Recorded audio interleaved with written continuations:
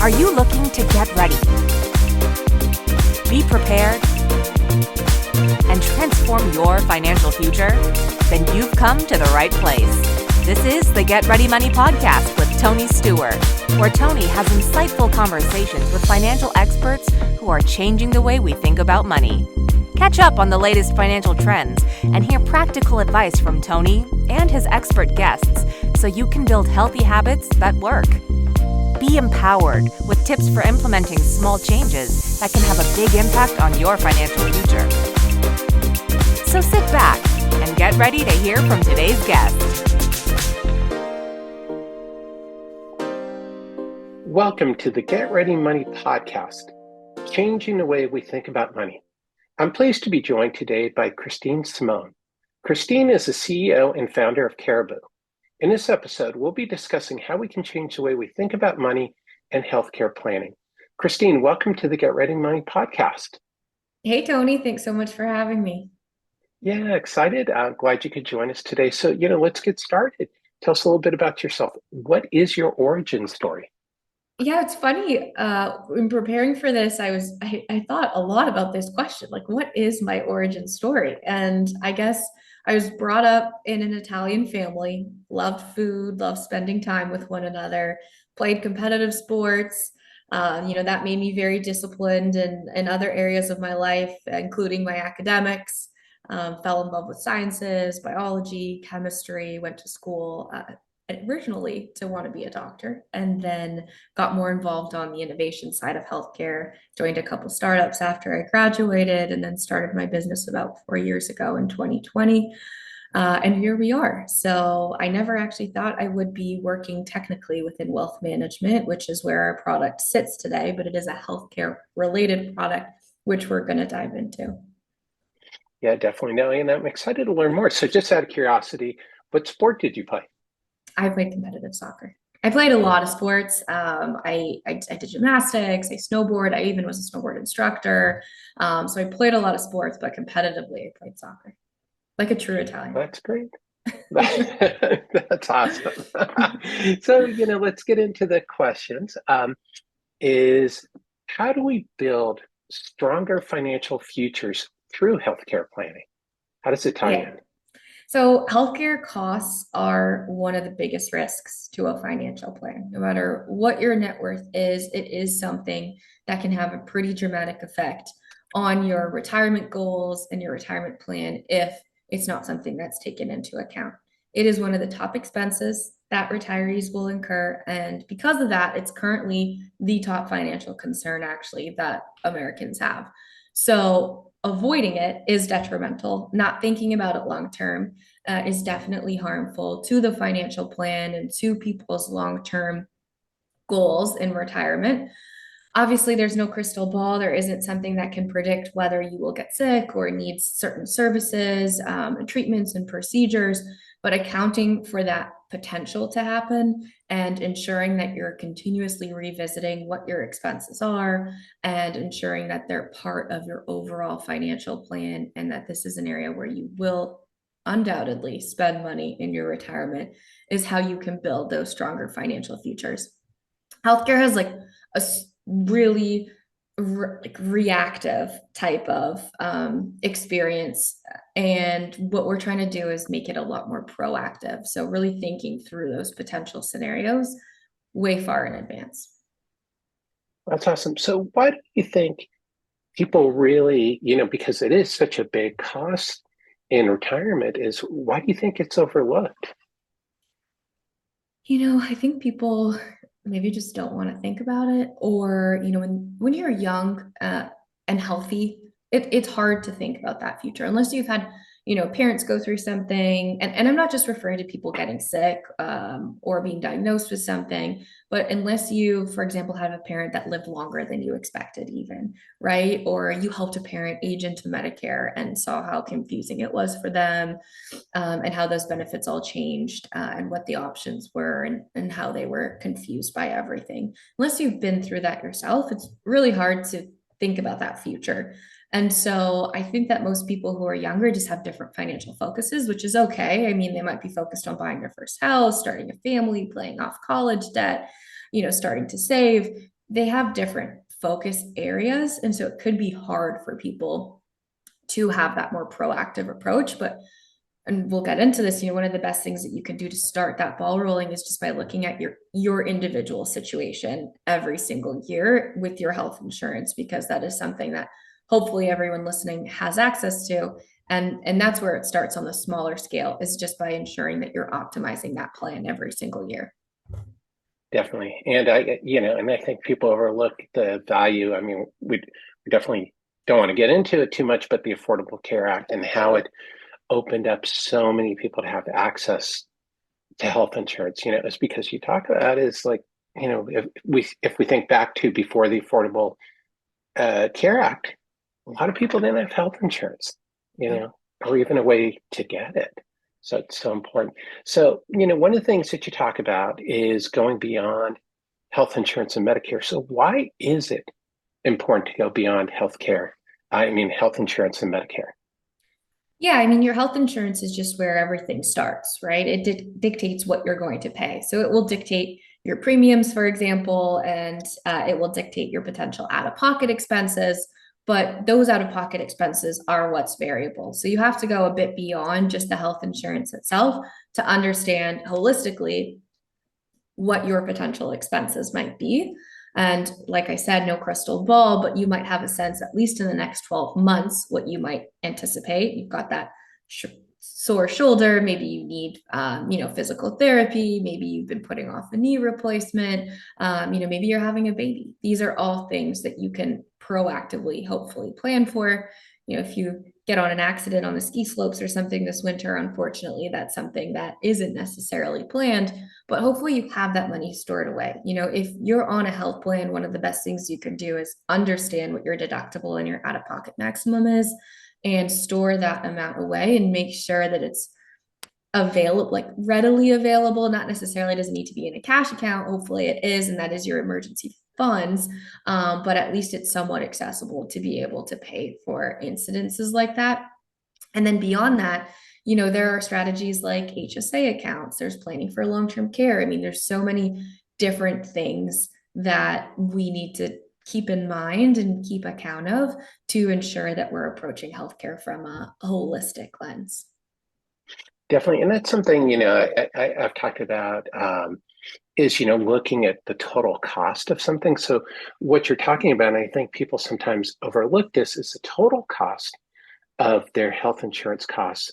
As you point out, the deductible should be part of the calculation, and the copay is people go, oh, well, I'm going to take the lower cost plan, but then they have a really high deductible. And, at the end of the day, health insurance companies know how to calculate their premiums for the most part. Yeah. Sorry to cut you off. I just get so excited that I wanted to mention. No worries. Go for it. That so many people, for example, mention, HSAs are a great tax-free savings vehicle, triple tax advantage. What people don't understand sometimes or realize is that an employer plan, to be considered high deductible, the deductible is $2,000-$3,000. Like mine personally, I'm on a high deductible plan this year and it's $2,500, I think, that deductible. If you go on to an Affordable Care Act compliant plan onto the marketplace, let's say you retired early or you're in between jobs, and you just take that same strategy and plug it into the marketplace, that deductible becomes $15,000, $16,000, $17,000. It's a very different approach. So you have to make sure that you're evaluating, these healthcare related strategies in the context of what health plans are available. And I find that a lot of people recommend HSAs, and it's a little bit short-sighted because they're not recognizing what actual plan it might be tied to. So that's something that's really important to recognize. And, you made me think of something else worth mentioning, was that most people, I think it's about 85% of people, can't define a deductible and out-of-pocket maximum, a copay and coinsurance, and a premium. They actually don't, from a literacy standpoint, understand the workings of a health insurance plan. And so that's a really big barrier to properly estimating or understanding what your potential costs might be. So a lot of people, again, retroactively are very surprised, and we're hoping to make that approach a bit more proactive.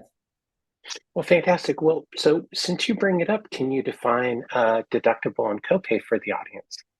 Like, okay, putting me on the spot, Tony. I see.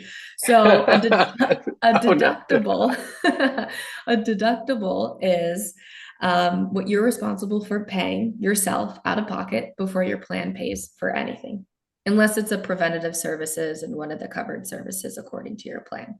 So that is an amount that if you're, we're in, February right now, and, if your plan's deductible reset in January and you've not gone and accessed any services from any healthcare providers, you can expect likely to pay out of pocket, unless it's a preventative service or something that's covered at 100% by the plan before you meet your deductible. So there are some services where that applies. And then you have copays or coinsurance. A copay is going to be a fixed dollar amount, like $25 per primary care visit, for example. And that can apply sometimes before you meet your deductible or sometimes after you meet your deductible. And then you have your coinsurance, which applies to different types of services depending on the structure of your plan, which would be percentage based. So it's not a fixed dollar amount like a copay, that $25 every time you go to a primary care visit, but it might be a percentage. So it might be you pay 10, 20% of a certain service, like a diagnostic, like an x-ray or an ultrasound or something like that.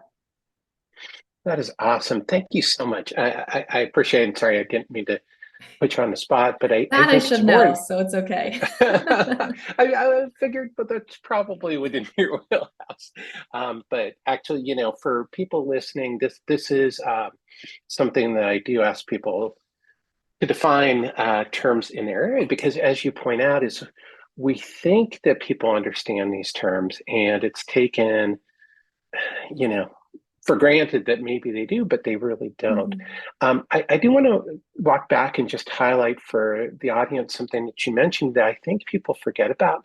This is another good use for your rainy day fund, is that if you do have a higher deductible and copays, is that you should be putting money aside to pay for that. In the event, like you talked about, is you have something unforeseen. And the worst possible thing is that you don't use that money and it sits in the savings account. So having a rainy day fund, this is another use for your rainy day fund. So that's awesome. And I'm glad you mentioned that. So, one of the things you also talk about is health plan optimization. Can you explain to us what is health plan optimization? Yeah, absolutely. So just like a financial plan or any investment strategy that you have, if you set it and then forget about it, locked it up in a drawer and never looked at it again, it would probably go stale. So the same is true of your health plan. Every year there is an open enrollment period, whether you are on an employer plan, a marketplace plan, or on Medicare. And that's your opportunity to optimize your health plan with your current needs. And even if your current needs haven't changed, let's say, you didn't get any new doctors or no new medications, or you haven't had a change to any of your prescriptions, or even you're not even expecting anything upcoming for the next year, it's likely that the plans available on the marketplace have changed. Maybe there's a better suited plan for you, given your budget or your potential needs. Maybe there have been changes to the drug formulary on your current plan or the provider network on your current plan. And so we do encourage people to look at that every single year during the open enrollment windows, and it results in really great cost savings. I think less than 30% of people, last I looked, actually change their Medicare plan every year. I don't know the exact figures for the marketplace, meaning people who are not yet 65, but don't have employer plans. But I know that for the marketplace, on average, if you shop around every single year, you can save about 38%. That's the last data that I saw available. So there's huge cost savings opportunities. We see it in the work that we do. We save every client of ours on average about $6,600 a year. So there are big cost savings opportunities available if you're just reevaluating and re-optimizing your health insurance plan annually. That window, though, is not necessarily, or that opportunity might not be as big if you're on an employer plan. Usually the optionality there is a lot more limited. They typically give you 3, 4, 5 health plans at most. And sometimes the cost difference isn't too big.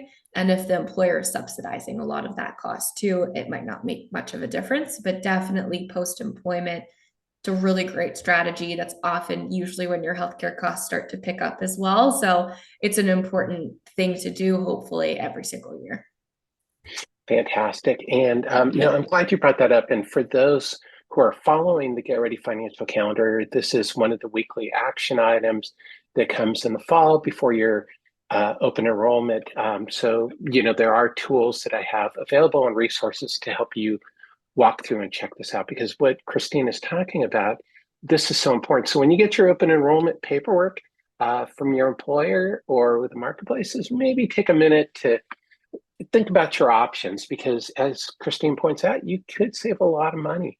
Yeah. And, there are other reasons to evaluate is your doctor may become out of network. I know that happened with our dentist recently as they decide to go out of Mm. network. So we had to change dentists because it's a huge cost difference. Hopefully they notified you. They did, but not with a lot of warning, but at Yeah, least before we had another appointment. So that's that was good. good. Didn't come afterwards, but yeah, that's such an important thing. One of the other things, is changes. How does planning change as we go through life? Yeah, that's a great question. And I've alluded to it a little bit earlier around like financial focuses when you're young versus when you're later in life. I think that when you're young, the main thing you want to focus on is potentially building up that health savings account. So I mentioned the HSA a couple of times. It's a great tax-free savings vehicle. You can withdraw money tax-free as well to pay for qualified medical expenses. But the best strategy with an HSA is to put the money in there, invest it, and let it grow, not necessarily to pull the funds out to pay for healthcare expenses as they're happening when you're young. So, when you're young, hopefully your healthcare usage is a little bit lower. Hopefully, you can take that risk and be on that higher deductible plan and contribute to your HSA. That's a strategy that we bring up with our clientele when relevant, depending on their healthcare use and their budget and the options that they have available to them, so long as they understand that higher deductible component, which is really important. And then the next kind of big thing that you're working towards is really your retirement. I mean, your health plan is often provided from your employer unless you're a small business owner, or don't have options available from your employer. And so, as you're picking your health plan every year, you're usually just picking from those few options. You can jump in and out of the HSA eligible plan depending on different things like having a baby, or maybe you have a planned surgery, for example, or an injury that you're tending to and need that physical therapy or something of that nature. But then you're really planning towards your retirement. And in retirement, if you're planning to retire before 65, that's definitely something that you want to pay attention to. Premiums on the marketplace on an annualized basis for a family can be upwards of $25,000 a year, and that's just your premiums. You will then have out-of-pocket expenses as well. So if you are planning to retire in your 50s or early 60s, that is something that you definitely want to pay attention to, even if you have available through your employer what's called COBRA coverage, which is a continuation of your current coverage. It is usually quite expensive and only bridges you about 18 months on average. So you will likely need to go on that Affordable Care Act compliant plan. And then usually, typically speaking, your costs go down when you go into Medicare, which is something to look forward to. Premiums are a little bit less expensive.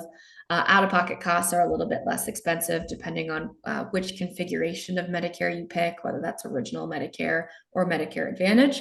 But the complexity increases. Medicare is a totally separate beast from the pre-65 options that are available. So there is a lot of learning and education that you definitely want to do about Medicare. Don't just pick the plan that you saw on TV or what your neighbor did. Really make sure that you're making a decision based off what you need. There's a lot of different factors to consider, like if you travel, what your risk tolerance is, your budget, your income comes into play as well, and it impacts your premiums. So there's lots going on in that Medicare sphere. And so I would encourage people to start to research and get educated on that, hopefully at least a year or two in advance. Because when you turn 64, you're going to start getting all sorts of mail and email from every insurance company that knows how old you are.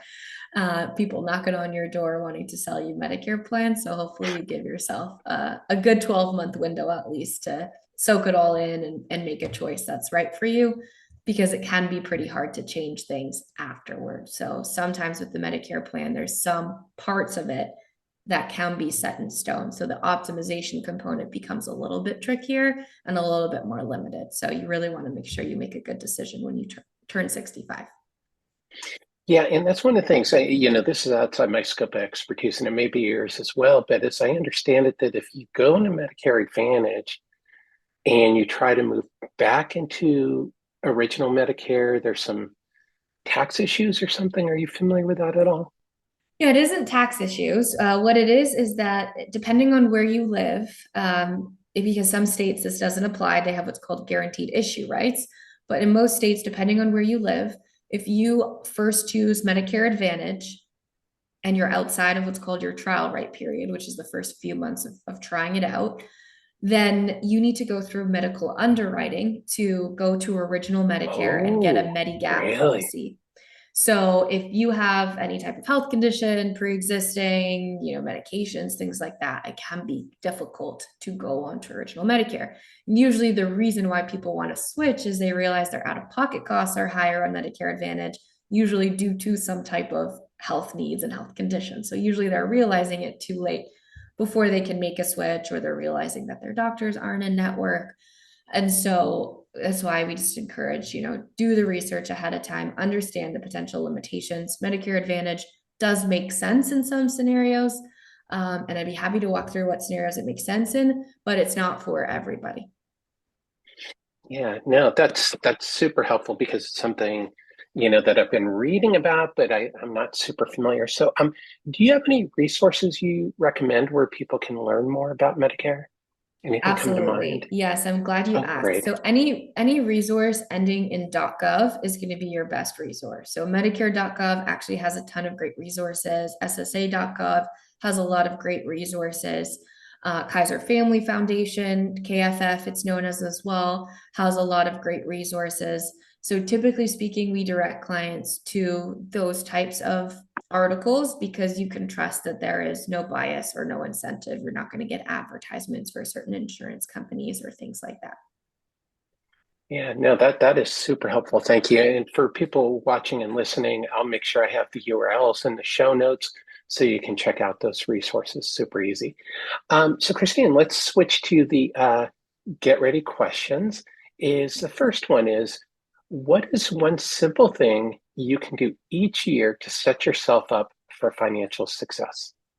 Well, this is a biased answer, but reviewing your health plan. That's I bet you saw that coming. oh yeah. Definitely look into your health plan options. Open, like you said, that letter of renewal, that open enrollment notice from your employer or from the marketplace or from Medicare. Look at what cost changes are coming into effect. It's almost guaranteed that the costs are going to go up every year, at least from inflation, right? So look at what those costs are going to be. Look at the new deductible. Call all of your doctors. Make sure they're still in network with that plan. Mm. Check if your drugs are on the drug formulary and still within that same tier. It's an exercise that will maybe cost you 1 to 2 hours every single year, and it will avoid any surprises throughout the year. Also knowing maybe what hospital is in network. That way, if you do have an emergency, you're able to know exactly where to go. Those are things that really do help in the context of healthcare. Those are great tips. Great tips. So the next question is, what is one habit that people can change when it comes to their money? So this one I'll actually veer away from healthcare for a second, just because I'm sure listeners are maybe getting a little bit sick of that too. But, I actually, part of my origin story is I started working when I was 14. I fell in love with work because I loved what I was doing. I was a Disney princess. It was my first job. I worked at a birthday party facility. I then transitioned, as I mentioned, into a snowboard instructor. I worked at summer camps. Like from day one, I loved what I did in terms of work, and I started saving from a very young age, for no reason at all. Wasn't saving for a house. I wasn't saving for school. I just started saving. Like I just loved saving my money. And, I know that I've spoken probably for the majority of this podcast about like short-term planning and year-over-year planning, but that's one thing that has allowed me a lot of freedom later in life. So I don't know how old the listeners are. It's never too late to start saving. It's something that I guess accidentally fell into. I don't even remember my parents telling me to save my money. But I think it was due to the fact that I just started working early and had had money to save, which was great. That's awesome. And it's something I hear from so many of the guests is to start saving whenever you can, and Yeah. that it's never too late. But I think the most important question that's probably on my mind and everybody else's mind is, which princess or princesses did you play? I was Belle from Beauty and the Beast because of my Awesome. brown hair, and Jasmine frequently. I remember the day when Cinderella called in sick and I had to throw on a wig, and it just looked so bad on me. I do not look like a good blonde, especially with my dark eyebrows. It looked very silly. That is so funny. But that was probably a really fun job, It I would was a imagine. lot of fun. Yeah. That's awesome. That's awesome. Well, I guess let's get back to the financial questions, because Yeah. Disney princesses are not really the theme of the show, although that would take it in a different direction. Is what money myth are you trying to break? Yeah, I think related to what I just mentioned around saving. I finally picked up a copy of The Psychology of Money. I don't know if you've read that or have mentioned it at all to your listeners yet, but something that Morgan mentions in that book is, save just to save. Just don't save for a house, don't save for something in specific. Just every time you can, just put that money away. And I think that I hear really often people saving for like particular reasons, maybe a vacation or something like that. And that mentality has never worked for me personally. Maybe it does for other people, but that's something that I found at least beneficial from my perspective with money. Yeah, I mean, put money aside for a rainy day. Exactly. It doesn't hurt. And I think what you said is super important, is that it doesn't work for you. And I think for all of us, that we need to remember is you need to find what works for you. Mhm. Because we all have different things. Some people are very regimented and like saving for particular goals, and they have 20 goals and 20 little savings things going. And for other people, that's not what works for them. And there's no right answer. And I think that's a great money myth, is that, you know, save to save. Yeah. That it doesn't matter whether you're saving for a goal or not saving for a goal. The important thing is to save for yourself. I think Yeah. maybe that's it. Rather than a goal, is that you're saving for yourself. So that's Yeah. awesome. Your future So self. yeah. So we actually talked a little bit about this, but let's get out the time machine for a minute. What advice would you give your younger self if you could go back in time, knowing what you know now about money? Yeah, it's a great question. And, I learned this, I think, younger than most people learn it, the point around just loving your job, and then you'll never feel like you will work a day in your life. But before I kind of got that first job, I was stuck on professions that people can explain and know, like doctor and marine biologist and whatever else I wanted to be when I was much younger. And so I think that even at a really young age, I hope that people start to focus on things that drive them, things that they're passionate about, because growing up and even going into school later on, when you like healthcare so much, they teach you to want to be a doctor or go into research or, be a vet. There's really only like those three paths if you like sciences and you like healthcare. And, I got a biology degree and felt very lost with that. I didn't really want to go down any of those avenues. And luckily, I learned earlier than most people that I didn't want to be that doctor or that researcher. And I actually wanted to go onto the business side of healthcare too. So I would almost tell myself, not necessarily my younger self, because I feel like I had it right when I was younger, but then when I went to school, I kind of like re-engineered my brain into thinking I wanted to be a doctor. I would tell myself then that to just focus on what really drives you and what you're excited about, and then wouldn't have wasted time writing my MCAT or getting into a master's program or any of that. I would have probably started in startups much earlier. That's cool. You found your passion, and I think it's clear. Everybody can hear it through the conversation. That it's very clear that this is something that drives you. And I think, that's for all of us, something that animates you, where you go, you know, I don't mind getting up to go to work today Yeah. because I find it interesting. And, I know that for some of our listeners, they may not have a choice, but, maybe that's time to start thinking about, is there something that you can choose to do that drives you. So that's Absolutely. awesome advice. So, the last question is, what is your number one tip on changing the way we think about money?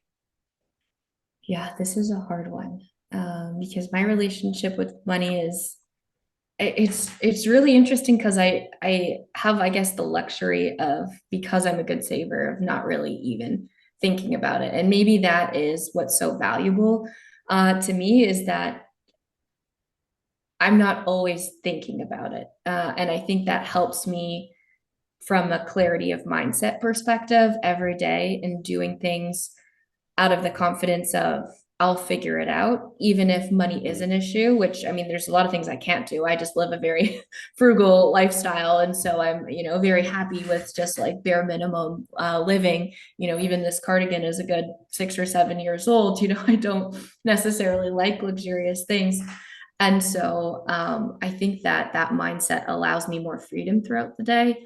And again, it's what works for me, that I don't necessarily have to, or I just don't think about it often. And it doesn't drive my behavior on a day-to-day basis. It drives my long-term thinking in terms of, when I might want to buy property or start a family and things like that.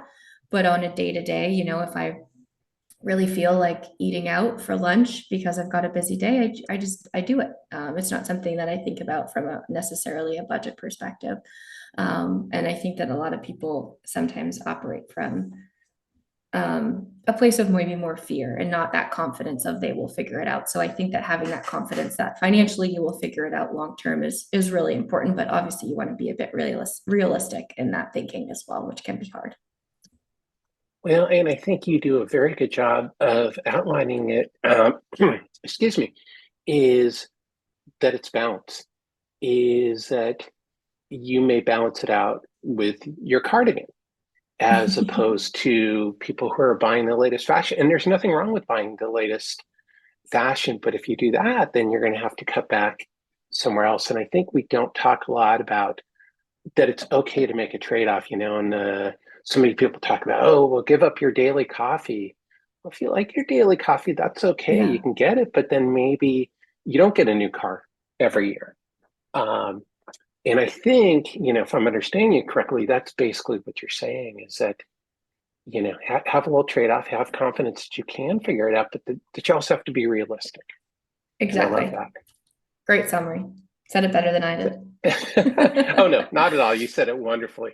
And I appreciate that. So, Christine, where can people learn more about you and Caribou and what you're up to?